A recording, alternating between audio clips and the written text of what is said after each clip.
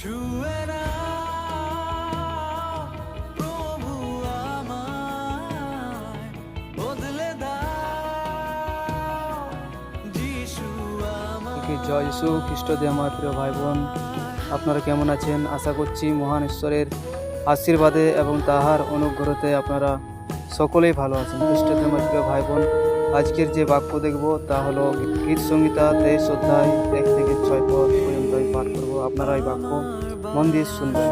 আছে গীত সংহিতা 23 অধ্যায় 1 থেকে 6 পদের মধ্যে এই প্রকার লেখা আছে যে, সদাপ্রভু আমার পালক, আমার এই আমার প্রার্থনা।